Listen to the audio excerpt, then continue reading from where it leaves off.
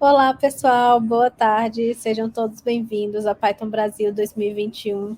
Queria muito agradecer a participação de todo mundo que está por aí. Eu sou a Bruna, eu sou uma mulher branca, de cabelos curtos, fone de ouvido, estou deitada numa rede enquanto eu apresento aqui a palestra. Bom, eu tenho alguns recadinhos antes de chamar a próxima palestra. Primeiro é falar para vocês da ONG Mães da Favela. A Python Brasil está com uma parceria, né, de... cadê o QR Code? Está aqui desse lado. Se você ler esse QR Code aqui e mandar um dinheirinho lá para a ONG, ou pelo QR Code, ou lá no Eventbrite, quando você faz sua inscrição, para você pode... A inscrição é gratuita, mas você pode doar algum valor que vai ser repassado para a ONG Mães da Favela. O segundo recadinho que eu tenho é que as inscrições dos tutoriais já estão abertas lá no Discord. Você pode buscar o canal do tutorial que você quer e aí você informa lá, faz a solicitação. Os tutoriais eles têm um limite de pessoas, então dá uma olhada direitinho para ver se já não acabaram as inscrições, beleza? E também no sábado, às 18h15, esse sábado vai acontecer lá no Discord a Assembleia Anual PyLadies. E é uma assembleia exclusiva para mulheres e todas são bem-vindas para conversar, para trocar um pouco de ideia, né? E se você nunca participou, acha que não é para você, se você é uma mulher e está aqui na Python Brasil, você já é uma PyLady, então aparece lá que vai ser super legal. Beleza? Então agora eu vou convidar aqui a Debs e o Golias para poder falar um pouquinho da palestra deles, tá? A palestra deles vai ser, que tem um nome muito bom, que é Conquiste a Pessoa Amada com Web Scraping, usando o Beautiful Soup para pegar dados que vão impressionar qualquer crush. Então, agradecer a participação de vocês aqui. Antes de sair, vou só falar, porque quem quiser tirar dúvida, vai lá no Discord, tem na trilha Shirley and Jackson, só deixar lá as perguntinhas que eu trago aqui para a Debs e para o Golias, beleza? Bom, vou dar a palavra para vocês, e aí vocês lembrem de se apresentar também, tá bom?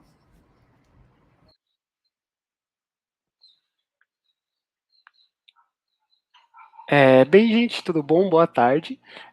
Vamos começando aqui, então, a nossa palestra de Beautiful Soup. Eu sou o João Golias, sou Tech Lead aqui na Outsmart Digital e estou com... A Debs. Oi, gente, prazer. Eu sou a Débora, mas vocês podem me chamar de Debs, todo mundo me chama de Debs. Eu sou Tech Lead na Outsmart Digital também, junto com o Goli. E, além disso, eu sou desenvolvedora de um projeto chamado Perfil Parlamentar, com a UKBR, e sou também mentora num projeto chamado Big Open Source Sister. Eu sou uma mulher branca com cabelos castanhos compridos e olhos castanhos também. Eu estou usando uma blusa azul e um brinco comprido de coquinho. Vou fazer essa minha apresentação também. Eu sou um homem branco com cabelos pretos de tamanho médio, olhos pretos, estou usando uma camiseta branca e estou de fone. Então, pessoal, acho que a gente pode começar aqui. E hoje a gente vai, então, começar explicando um pouco o que é o conceito de web scraping. Logo depois a gente vai falar sobre os fundamentos que são necessários para entender tudo que está dentro desse mundo, porque a ideia dessa palestra é para pessoas iniciantes que não tiveram nenhum contato com esse tipo de prática. Logo depois, a Debs vai mostrar um pouquinho para a gente as ferramentas que a gente vai utilizar aqui, e na hora da parte prática, a gente vai utilizar o Mercado Livre para encontrar aquele presente ideal para a pessoa que a gente quer conquistar. Então, bem, hoje em dia, quando a gente está falando de sites e outras coisas que a gente vê na internet, é muito comum que esses projetos sejam divididos em duas frentes. Uma dessas frentes é o site em si. Então, é aquilo que é renderizado no navegador, é aquilo que a gente consegue interagir. A outra é uma parte que fica cuidando dos serviços externos, que faz as comunicações com outras coisas que são hiper essenciais para que a gente consiga montar o nosso site. A gente chama, normalmente no mundo web, essa parte de API. API, na verdade, tem um conceito muito gigante, mas aqui para a gente vai tratar como a parte do site que fornece esses dados. Então, se a gente está planejando pegar os dados de algum site, o ideal seria usar a API deles. Mas para isso, a API deveria ser pública, teria que ter uma documentação muito boa para a gente usar. E principalmente porque ela já vem com um formato que é muito fácil da gente mexer em código, em que as linguagens de programação já estão muito acostumadas em lidar. Mas, infelizmente, nem sempre é assim, e é nesse contexto em que eu estou tentando pegar dados de um site que não tem uma API legal que o web scraping efetivamente entra. Eu gosto muito de quando a gente está falando de novas coisas de programação, dar uma olhada nos termos, principalmente porque eles são em inglês. Então vamos lá. Web, se a gente fosse traduzir ao pé da letra, seria rede, mas aqui está mais no contexto de sites, no contexto de internet. Scrap é uma palavra em inglês que, dependendo do contexto, tem significados diferentes, e para aqui a gente usa mais raspagem. Então, se a gente fosse traduzir ao pé da letra, web scrapping seria a raspagem da internet.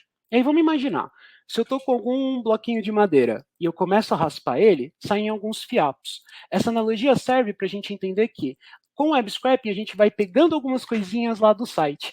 Então, algumas coisinhas que são os dados do site. Então, é por isso que, em português, é muito comum a gente traduzir esse termo, na verdade, para coletas de dados de site. Então, web scraping nada mais é do que isso. A gente tem um jeito de pegar as informações que estão renderizadas para a gente. E aí, vamos entrar agora um pouquinho, então, nos fundamentos que são essenciais para a gente poder começar nesse mundo de web scraping.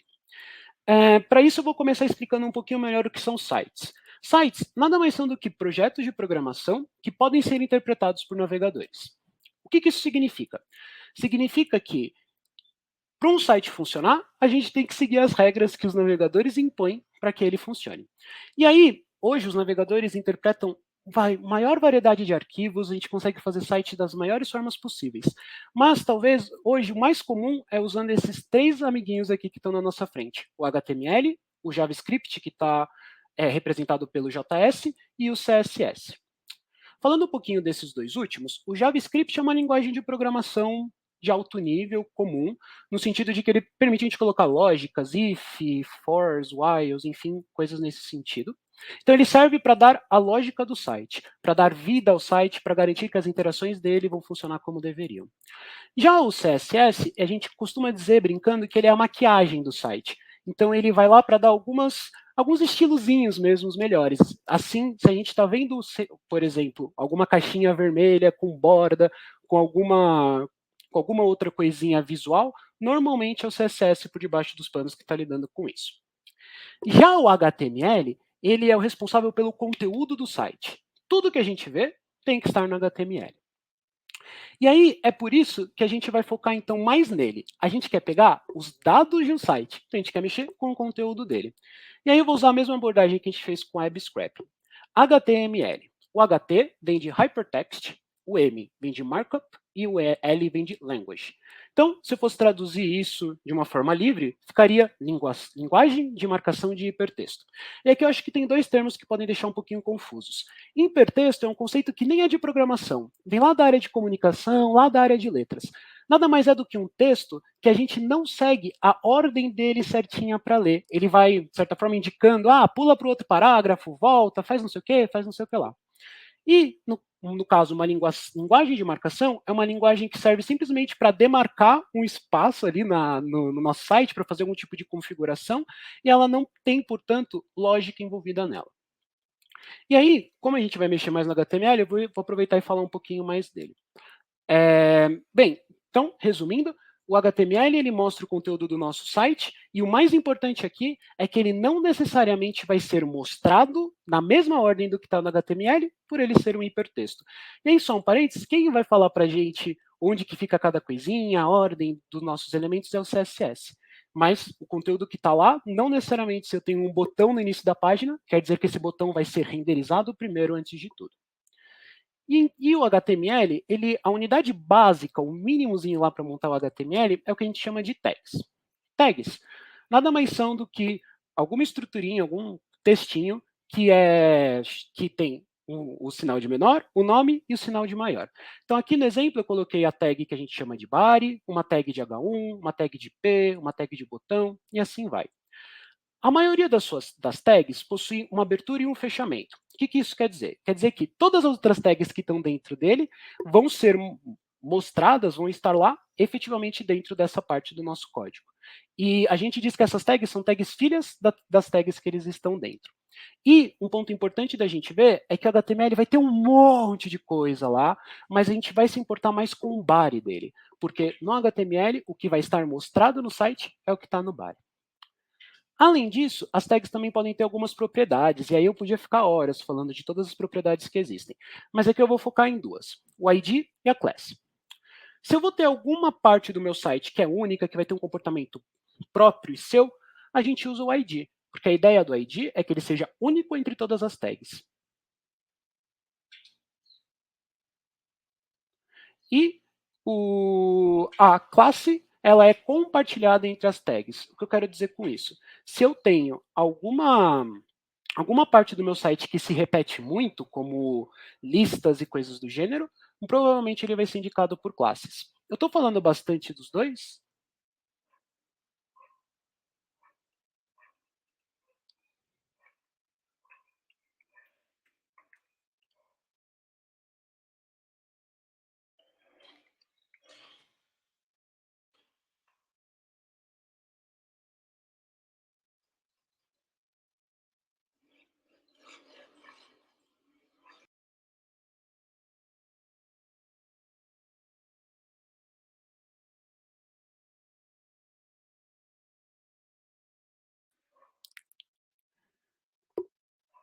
Voltamos? Desculpa, acho que a gente voltou. Desculpa, a gente tivemos uns problemas técnicos aqui. Eu não lembro muito bem a parte em que eu parei, então acho que eu vou voltar nesse slide mesmo. Foi por aí. Beleza. Então, como eu estava dizendo, as tags elas podem receber algumas propriedades que dão, digamos, mais informação, mais poder para elas. Aqui eu vou focar em duas delas, que é a tag de ID e a tag de classe. Se a gente vai ter uma parte do nosso site, alguma partinha renderizada que é única, ou seja, vai ter um layout específico ou vai ter algum comportamento específico, a gente normalmente usa o ID, porque a ideia dele é que ele não se repita por aí durante todas as tags que existem. Já a classe serve para a gente aglutinar algumas tags que vão ter ou o mesmo layout ou o mesmo comportamento. Então, por exemplo, se eu estou num site com uma lista de produtos, como do Mercado Livre, a gente vai enxergar lá que todas essas tags que têm um comportamento em comum vai ter a mesma classe. E essas duas propriedades elas vão ser as mais importantes para a gente mexer no web scraping, como a gente vai mostrar daqui a pouquinho. E agora, um amigo do HTML é o HTTPS, e eu vou aproveitar para falar um pouquinho dele aqui com vocês. Então, da mesma forma, HT vem de Hypertext, T vem de Transfer e P vem de Protocol. O S não é de Secure exatamente, mas, em resumo, o HTTPS é o HTTP com uma camadinha a mais de segurança. Então, se a gente fosse traduzir ao pé da letra, numa tradução livre, a gente poderia dizer que o HTTP é um protocolo de transferência de hipertexto. Quando a gente fala de protocolo de transferência, a gente também quer dizer protocolo de comunicação. E aí, antes de eu prosseguir, vou só fazer um paralelo aqui com vocês. Nós, seres humanos, seguimos vários protocolos de comunicação no nosso dia a dia, só que a gente não percebe. Então, por exemplo, quando eu quero conversar com algum amigo meu que mora longe, pego meu celular e vou usar o WhatsApp. Ele, por si só, tem um protocolo de comunicação. O que isso significa? Significa que ele tem algumas regras que todo mundo tem que seguir para poder usar e algumas outras coisas que são adicionais. Então, no caso do WhatsApp, o WhatsApp obriga que as duas pessoas tenham um número de telefone. O WhatsApp obriga que a mensagem que eu vou enviar não seja vazia, ela tenha algum conteúdo. Agora, as coisas adicionais para deixar a mensagem mais rica são opcionais. Então, no WhatsApp, eu não consigo mandar só texto. Eu posso mandar fotos, vídeos, áudios e várias outras coisas. Nessa analogia, o HTTP também tem essas coisas. As coisas que são obrigatórias para a comunicação acontecer e as coisas que são adicionais, são opcionais. A mensagem que é enviada no HTTP, a gente chama de requisição. Então, tudo que a mensagem em si, a comunicação em si é chamada de requisição ou o termo em inglês de request. E aí, toda requisição, ela tem que ter um server ou servidor. O que é o server ou servidor? É aquele que vai receber a mensagem. E aí, como eu estava comentando, em algumas das situações, ela pode ser uma API, e aí ela é representada, por exemplo, como uma URL, como eu coloquei aqui. Toda requisição HTTP também tem que... Toda requisição HTTP também tem que ter um método. O método serve para indicar o intuito da mensagem, o que eu estou tentando fazer. Existem vários métodos, mas aqui a gente vai focar em um só, que é o GET. Quando eu uso o método GET, eu estou dando a entender que eu só quero pegar informações. Não quero alterar, não quero criar, não quero fazer nada disso. Quero só pegar informações. E, por fim, ele também tem os headers. O termo em português de header é cabeçalho, mas a gente fala muito mais header do que cabeçalho em si. E aí ele vem com ainda informações mais adicionais para dar mais riqueza à nossa mensagem. Então, por exemplo, eu posso colocar no header quem é o host, ou então quem é o cliente. Eu não falei dessa palavrinha ainda, mas o cliente é quem manda a mensagem. Então, sempre quando vai mandar mensagem, colocar lá quem que está fazendo isso, pode ser uma URL, um IP, coisas do gênero assim. Pode ter nos headers o user agent, e nesse caso ele só está representando por onde eu estou fazendo essa requisição. Então, se eu estou usando o Chrome para fazer algum tipo de requisição, o Google Chrome, vai estar lá como user agent, algo relacionado a ele. Por fim, eu quis só deixar os cookies aqui, porque a gente ouve muito desse termo, mas os cookies são os headers que estão relacionados ao usuário, a pessoa física em si que está usando a aplicação. Então, pode ter, por exemplo, informações delas em si, então algum identificador dela, eventualmente algum e-mail, outras coisas que ela mexeu no site, e assim vai. Bem, essas são as coisas obrigatórias. E a gente pode ter algumas coisas adicionais que, de novo, dão mais riqueza para a nossa mensagem.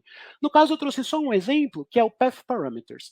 Os Path Parameters nada mais são do que alguma coisa que a gente adiciona na própria URL. Então, naquele exemplo, se eu fosse fazer alguma requisição para api.com.br, um Path Param seria colocado entre barras aqui nele. E acho que isso vai ser útil aqui para o nosso caso de uso.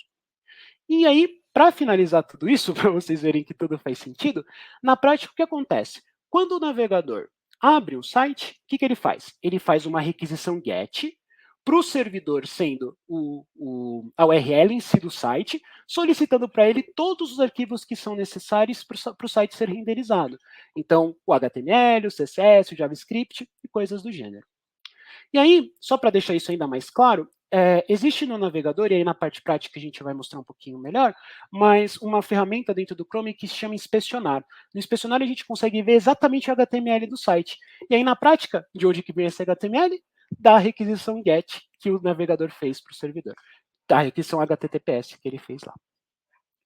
Acho que é isso de uma forma geral. Vou passar aqui a palavra para minha colega Debs.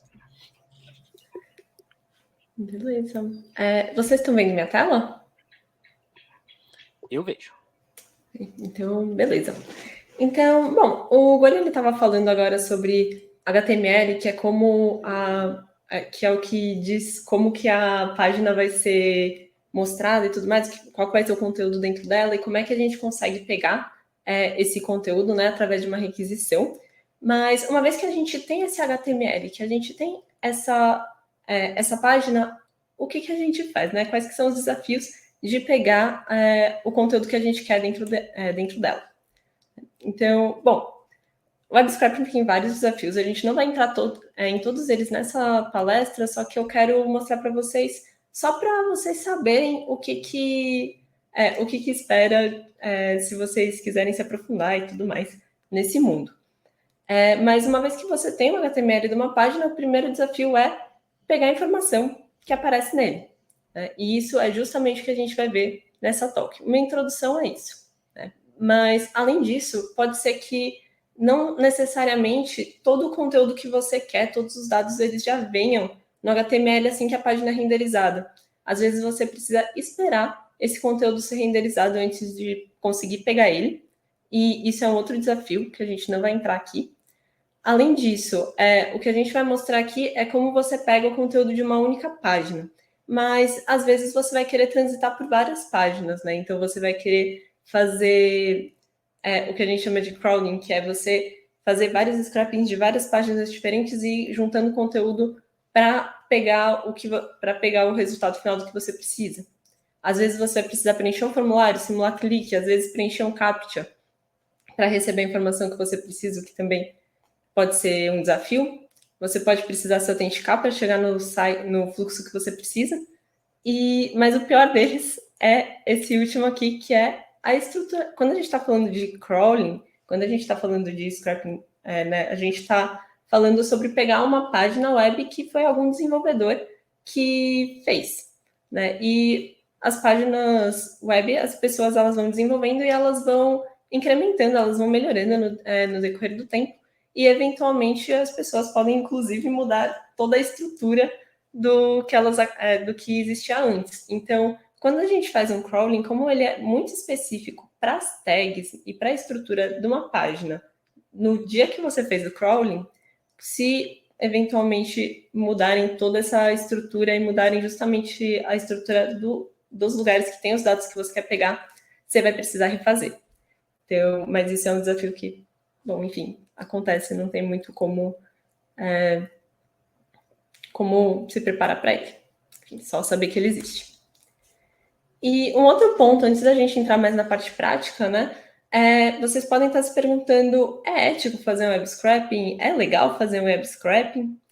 E, na verdade, isso é meio nebuloso ainda, né? Não existem, até onde eu sei, não existem posicionamentos oficiais de governo falando que é ilegal alguma coisa. Então, em resumo, não é ilegal.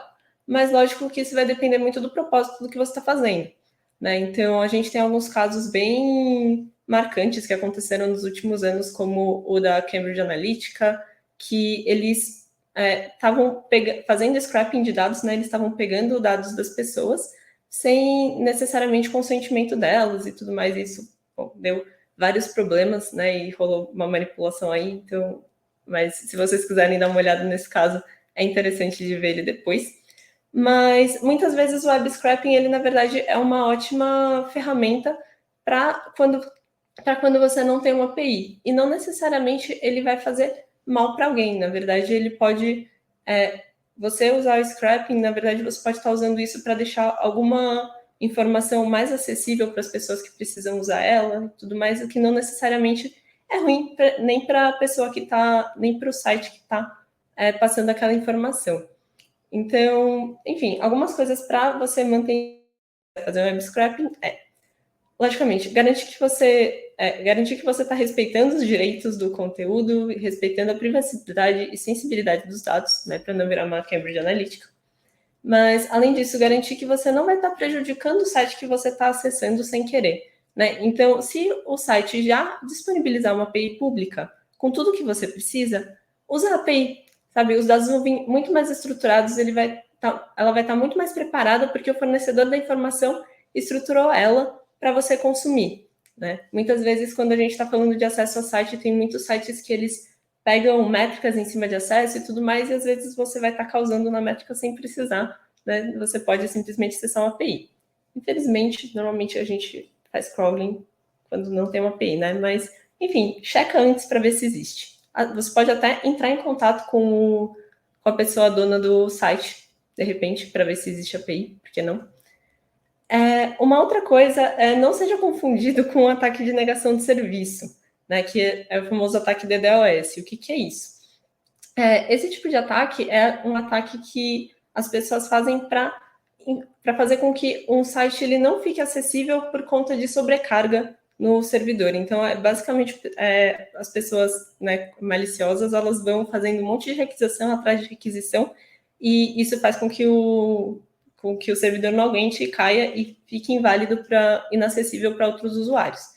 E isso é muito comum de acontecer se você está fazendo um crawler que você vai passar por que você quer pegar informação de vários sites diferentes várias páginas diferentes dentro de um site. Então, um jeito de evitar isso é você simplesmente... Ih, saiu meio quebrado aqui, mas enfim, um jeito de você evitar isso é você simplesmente colocar um tempo lá para o computador esperar entre o acesso de uma página e outra. Então, se você está fazendo um looping, você vai lá, pega o conteúdo de uma página, dorme lá alguns segundos para fazer a próxima requisição.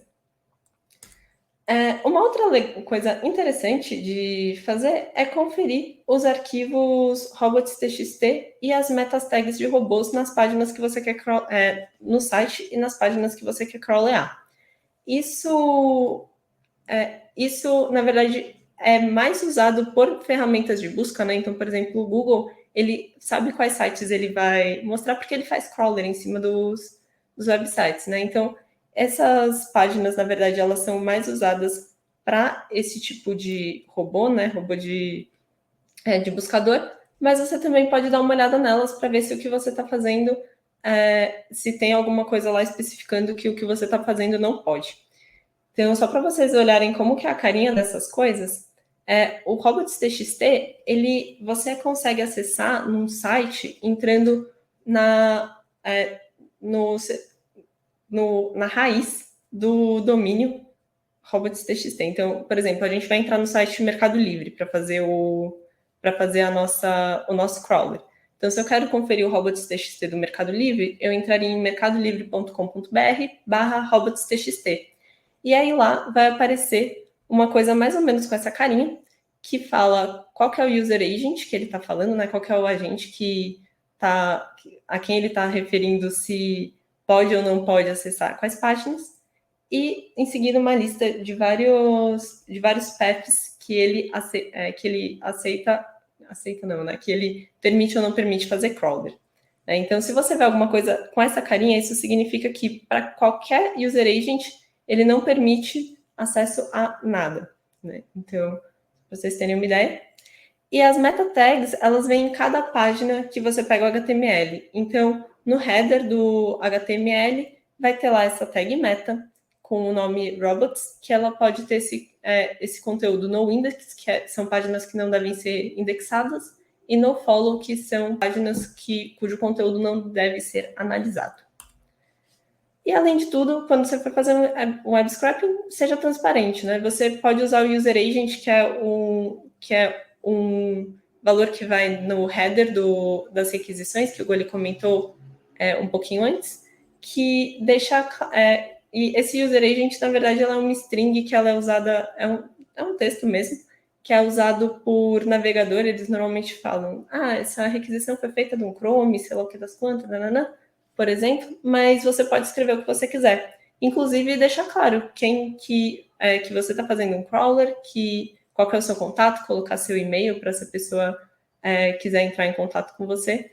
Se ela vê que, sei lá, suas requisições estão causando alguma coisa prejudicial para o servidor dela, ela consegue entrar em contato com você e tudo mais. Mas, bom, vamos para a mão na massa, né? Que é por isso que a gente está aqui. E, no caso, a gente vai tentar fazer o scrapping no site real, que é o Mercado Livre. E a gente vai fazer isso usando Python, porque estamos no Python Brasil, né? E o Python, ele tem muita ferramenta diferente para você fazer scrapping. Então, ele tem várias bibliotecas. A que a gente vai usar aqui é a Beautiful Soup, porque ela é bem fácil e intuitiva, eu gosto bastante dela. E ela vai ser usada só para extração da informação, né? Então, não é ela que vai fazer a requisição do código, ela vai só extrair, né, pegar o HTML já pronto e vai ajudar a gente a, de forma fácil e intuitiva, navegar por ele. Quem vai pegar o conteúdo da página para a gente é essa outra biblioteca chamada Requests. Ambas têm alternativas dentro do Python, então tem várias famosas, que nem para alternativa para Beautiful Soup, tem várias famosas como o ScrapPy, tem também o Selenium e algumas outras. Para requests tem uma chamada urlib2 e outras, enfim. Mas, bom, um detalhe é que essas bibliotecas, essas libs, elas não são da biblioteca padrão do Python, então elas precisam ser instaladas e você pode instalar elas pelo pip, usando o pip install Beautiful Soup 4 ou pip install requests. E é isso. Aqui eu não vou instalar elas, porque eu já tenho instalado, mas se você for testar aí na sua casa, quando você for testar na sua casa, você precisa garantir que você instalou antes. Todo o código que a gente vai fazer aqui é usando o Python 3. Então tá. Antes de entrar com vocês no site do Mercado Livre, eu quero entrar um pouquinho mais a fundo na Beautiful Soup com vocês, né, para vocês verem como que ela funciona. Então, eu separei aqui, e aí vocês podem me dizer, Goli e Carla, se está num tamanho bom, dá para ler? Dá para ler sim, Debs. Ok. Então, eu vou mostrar aqui para vocês. Vamos brincar um pouquinho antes com a Beautiful Soup para vocês verem qual que é a dela. E eu vou usar para vocês um HTML aqui que eu já tinha separado antes, que ele é bem simplão, né? Então, ele vai ter um HTML fake que eu criei, que tem aqui um head e um body só. E dentro desse head, a gente vai ter uma única tag chamada title, do meu site maneiro. E no body, eu vou ter um comentário, que eu quero mostrar para vocês que tags comentadas não aparecem. E a gente tem três tags de parágrafo, que é essa tag P, e uma tag de botão. Dentro das tags de parágrafo, a primeira tag de parágrafo ela tem o ID de título, a segunda tem o ID especial, que assim, e dentro do segundo parágrafo a gente tem três tags de link. Então, para quem não está tão acostumado com HTML, sempre que vocês virem essa tag A, ela significa que é um link.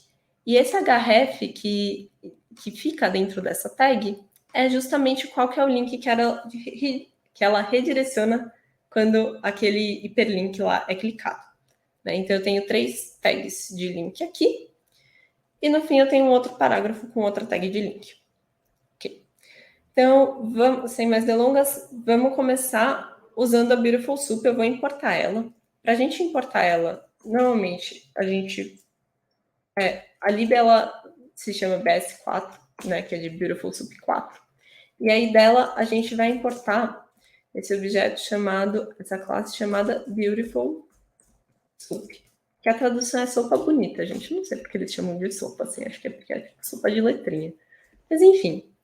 Para a gente pegar isso daqui, que é uma string, né, que eu guardei nessa variável HTML_doc, para a gente transformar esse texto num objeto Beautiful Soup, a gente só pega esse Beautiful Soup que a gente importou e passa o HTML_doc para ele por parâmetro. Eu não sei se vocês estão acostumados com o Jupyter, então só para mostrar para vocês, tudo que eu fizer aqui, né, o Jupyter ele é meio que um editor que deixa eu escrever código Python nele, e isso de forma bem dinâmica, mas tudo que eu estou usando ele para ficar mais dinâmico aqui, mas tudo que eu fizer aqui vocês podem reproduzir tanto no terminal do Python quanto no arquivo .py que vocês tiverem. Quando eu rodo alguma coisa quando eu rodo algum valor aqui, deixo algum valor na última linha sem atribuir numa variável, né, que seria sem atribuição, sem atribuir numa variável, ele me mostra o conteúdo desse valor. Peraí que eu não rodei a primeira linha, então ele não definiu HTML_doc. Mas enfim, aqui. Então, bom, a gente tem aqui esse objeto Beautiful Soup, né? E ele tem tudo isso daqui dentro dele, que é justamente esse meu HTML_doc. Apesar dele estar mostrando tudo isso daqui aqui, ele não é um texto. Se eu ver o tipo dele aqui, ele é do tipo S4 Beautiful Soup. E isso vai ser muito importante para a gente, porque é isso que vai permitir a gente navegar. Eu vou guardar ele numa variável chamada soup, para conseguir usar. Ok. E uma vez que eu tenho essa variável soup, eu consigo acessar as tags dela de uma forma bem fácil, só adicionando. Por exemplo, se eu quero procurar esse título, e eu escrevo .title, isso já pega, né, e separa aqui do meu HTML só o meu título. Isso é a mesma coisa. Aqui eu vou só mostrar alguns comandos rapidinho para vocês saberem que eles existem, mas fiquem mais preocupados com as possibilidades do que dá para fazer do que exatamente decorar os comandos. Mas ele tem um outro comando dentro dele, que é o find, que te permite procurar qualquer tag dentro da sopa. Né? Então, se eu procurar título, ele faz a mesma coisa. Tem uma outra possibilidade, que é quando eu não quero só procurar isso daqui ele retorna a primeira tag, né? Então, se eu testar com P, por exemplo, a gente tem vários parágrafos aqui, mas ele só retorna o primeiro. Mas se eu não quiser só pegar o primeiro e eu quiser pegar todos, eu consigo usar o comando find _all. E isso me retorna uma lista com todas as tags que ele encontrou que se encaixam na que eu descrevi. Aqui ficou um negócio grandão, mas se eu ver aqui o tamanho dessa lista, a gente vê que é uma lista de 3 parágrafos, e são justamente os 3 parágrafos que eu tenho aqui. Lembrando que esse daqui, como ele está comentado, ele não aparece aqui quando eu procuro todos os parágrafos. Mas beleza. Além disso, né, eu consigo procurar as coisas usando o nome da tag, mas eu também consigo procurar pelo ID, por exemplo. Então, se eu só quiser pegar esse segundo parágrafo, eu consigo vir aqui e colocar como parâmetro que eu quero só procurar os parágrafos cujo ID é igual ao nome do ID que eu quero procurar. Então, no caso aqui, eu vou procurar esse ID especial, que é o do segundo parágrafo. Se eu busco isso, ele só me retorna os parágrafos que dão match com esse ID, né, que no caso é só um. Eu vou apagar aqui para mostrar mais para vocês. Mas aí, aqui dentro, uma vez que eu consegui esse objeto, ele continua sendo um objeto de sopa, então eu consigo ir entrando ainda mais. Então, dentro dele, eu consigo afunilar e entrar também, procurar também a próxima tag que eu quero, se eu quiser, por exemplo, procurar todos os links dentro desse parágrafo que eu achei. Consigo vir aqui, usar o Find All e procurar por A, que é a minha classe. Uma outra coisa, tem um monte de coisa interessante que dá para fazer no Beautiful Soup. Eu não vou passar por todas elas, porque a gente não tem muito tempo e a gente ainda tem que ver o Mercado Livre. Mas só uma última coisa que eu quero mostrar para vocês é que eu vou buscar aqui só um link, né? Uma coisa que eu consigo fazer numa classe é pegar os atributos dela. Então, no caso, se eu quiser, por exemplo, pegar qual que é o site desse link, eu consigo fazer isso. Procurando aqui pelo href dentro desse objeto aqui. E ele me passa bonitinho. Ou eu consigo pegar o texto que tem dentro de uma tag usando ponto .text. E ele consegue pegar aqui, site especial. Então, beleza, foi meio corrido, mas queria só mostrar para vocês algumas possibilidades dentro do Beautiful Soup. Agora, o que a gente quer fazer é, de fato, entrar no Mercado Livre, porque a gente quer encontrar um presente para a gente dar para o nosso crush, né? Então, eu vou colocar aqui uma lista de quais são os passos do que a gente quer fazer. Então, como a gente quer fazer o crawler, um scrapping e crawler eu uso que nem sinônimo, vocês estão percebendo, gente, então não liguem. Mas o primeiro passo que a gente quer fazer aqui é descobrir qual que é a URL da página com o conteúdo que a gente quer pegar. Uma vez que a gente tiver essa URL, a gente quer fazer uma requisição para ela e pegar o conteúdo HTML dessa página. E aí, uma vez com o conteúdo, com o HTML, a gente quer pegar os dados que queremos do HTML. E aqui, o que eu quero pegar de dado, no caso, eu vou só pegar algumas coisinhas com vocês, tá? Vocês podem depois ir fuçando para pegar mais coisas, mas o que eu quero pegar aqui vai ser o nome de produtos e a URL desses produtos. Eu queria depois pegar esses produtos, colocar numa lista e escolher um randomicamente para vocês presentearem o amor de vocês. Só que acho que a gente não vai ter tempo aqui. Então, eu só vou mostrar esse daqui, que é o principalzão. Então, vamos começar descobrindo qual que é a URL da página que a gente quer pegar. Então, não sei se vocês já entraram no Mercado Livre, mas esse é o link do Mercado Livre, mercadolivre.com.br. E na página principal dele já tem vários produtos, já tem várias coisas que aparecem aqui, mas o scrapping que eu quero fazer é numa página de uma lista de produtos específicos. Então, vou buscar aqui por bombom, caixa de bombom, por exemplo, parece um bom presente, né? Bom no Mercado Livre é que você tem tudo nele, então se vocês quiserem, sei lá, dar outra coisa para as pessoas, é só procurar por outra coisa e tá tudo certo, entendeu? Mas, então, eu vou procurar aqui caixa de bombons. Reparem que quando eu entrei aqui caixa de bombons, a URL mudou. Antes era só mercadolivre.com.br, agora é esse lista mercadolivre.com.br/caixa de bombons.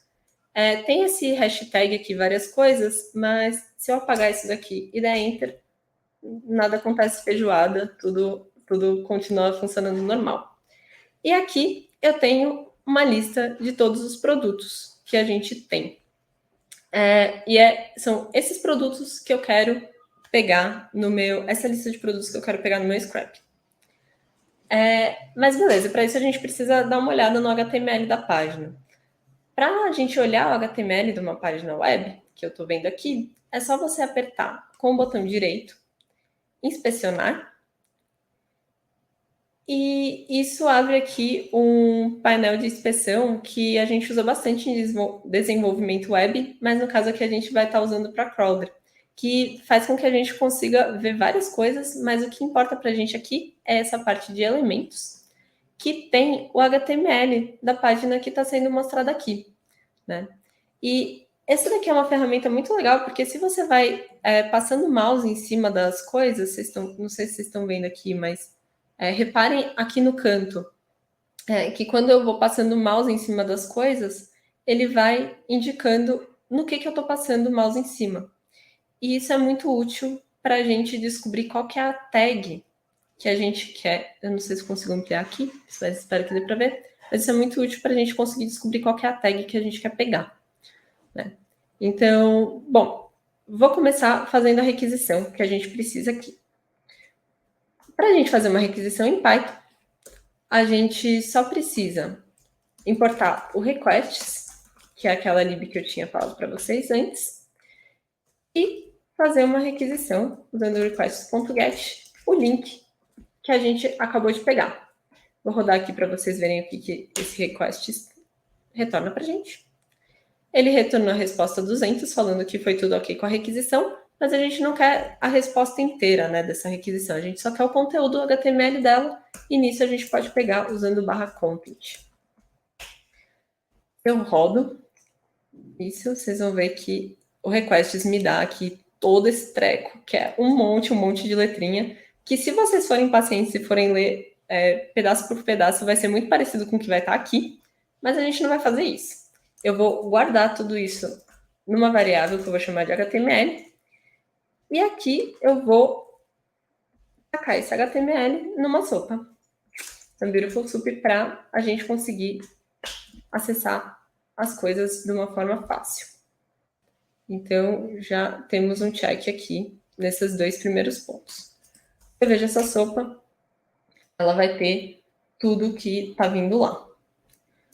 Mas aqui a gente quer pegar os dados que a gente quer, a gente não quer pegar todos os dados. Então aqui a gente vai dar um find dentro dessa sopa, procurando por alguma tag, ou por algum ID, ou por alguma classe. Mas qual? Isso a gente vê aqui. E essa é a parte mais trabalhosa do scrapping, na verdade, você ir entrando no HTML e descobrindo o que você... qual que é a melhor forma de chegar na informação que você quer, né? Qual que é a melhor... se é melhor pegar pelo nome da tag, se é melhor pegar pela classe, qual que é o nome da classe que você vai pegar. Mas uma coisa que ajuda lembram que eu apertei com o botão direito e selecionei inspecionar, né? Para abrir esse painel aqui do lado. Se você faz isso em cima de algum item específico, que nem eu vou fazer em cima desse nome, se você faz isso em cima de um item específico, ele abre o inspecionar já naquele item. Então, isso ajuda pra caramba. E aqui a gente está acabando o tempo, então eu já vou passar mais rápido com vocês. Mas, no nosso caso, a informação que a gente quer mesmo está direto dentro dessa tag aqui, né? Que é uma tag de link, que tem esse href, que é o link pro detalhe do produto. Se eu entrar aqui, eu vou clicar nele. Se eu clicar aqui, ele redireciona mesmo pro detalhe do produto. E dentro desse desse link tem aqui já o nome das coisas que a gente quer. Então eu vou procurar por esse link direto. Normalmente você precisaria olhar um pouquinho mais dentro da página para ver se os IDs que você está usando são únicos, se eles só são usados para pegar as coisas que vocês precisam. Mas aqui eu já dei uma olhada nisso antes e eu sei que, apesar de div ter um montão, dentro daqui do site do Mercado Livre, essa classe ela é única. Então, eu vou copiar aqui todos os nomes dessa classe e eu vou colocar ela no find aqui. Então, eu vou dar find. Lembra que eu coloquei ID igual a nome do ID para procurar o ID? Para procurar a classe é a mesma coisa. Eu coloco classe e o nome da classe. Aqui tem dois nomes de classe. Eu vou procurar pelos dois mesmo, mas você poderia procurar só um, mesmo lá tendo dois, ele encontraria. E só que classe, a busca é um pouquinho diferente. Porque se eu rodar aqui, vocês vão ver que quebra. Você precisa colocar um underline, sabe-se lá Deus por quê, mas tem que colocar um underline para encontrar a classe. E uma vez que você encontrou a classe, eu dei find aqui só para a gente encontrar um item mesmo. Vou aguardar aqui. Uma vez que você tem esse item, você consegue pegar ele é uma div, tá vendo? Ele é uma div que tem uma classe, que tem um objeto de link dentro dela. Então, uma vez que você pegou esse item, você consegue pegar item.a para entrar dentro do link. href para pegar o link dele. Olha, pegou bonitinho. E para pegar, vou colocar print nisso. E para pegar o texto, né, que era o que a gente queria, eu acho que se a gente só colocar um item.texto aqui, ele vai. Aqui, ele pega pra gente bonitinho. Então, isso é para encontrar o de um. Se a gente quer encontrar o de todas, a gente dá um find all, isso vai virar uma lista. Então, eu vou iterar por ela. Então, para cada item dentro dessa lista, eu vou imprimir o link e o título dele. E aí, aqui eu vou colocar um print de uma outra coisa aqui, só para separar. E com isso, a gente conseguiu pegar todos os itens do Mercado Livre, né? Bom, foi um pouco corrido aqui esse final, a gente passou um pouquinho do tempo, eu espero que vocês tenham gostado, mas, enfim, se vocês tiverem perguntas ou qualquer coisa, isso é basicamente o que a gente queria mostrar aqui para vocês. Então, só deixando aqui os nossos contatos. Então, vocês podem encontrar eu ou o Goli no LinkedIn para fazer pergunta, procurem a gente mesmo, tá tudo certo. Em qualquer outra rede social, vocês conseguem me encontrar por DeaTênis, que eu deixei aqui no @. E também, se você quiser trabalhar com a gente no Hotmart, manda seu currículo para a gente ou pode conversar com a gente no LinkedIn, que vai ser um prazer conversar com vocês. É isso, então, gente. Muito obrigada. Regiane, muito obrigada também por estar fazendo a tradução simultânea, falando muito rápido aqui. Maravilhosa. Bom, gente, muito obrigada pela palestra de vocês. Como a gente já está muito em cima da hora, não vou trazer as perguntas do Discord, mas a gente tem algumas perguntas e alguns biscoitos que estão dando ali para vocês também, então apareçam lá para a gente ver. E aí eu queria agradecer novamente todo mundo que apareceu aqui, que estava assistindo. Se eu não me engano, a gente não tem mais palestras. Depois dessa, a gente vai ter só o Keynote, né? Então agora a gente vai ter aí um intervalinho até o Keynote. E apareçam, depois do Keynote também tem o encerramento, então tem ali algumas coisas importantes para a gente ver e alguns agradecimentos. Então é isso. Até mais, gente. Tchau, pessoal. Muito obrigado. Tchau. Falou, gente.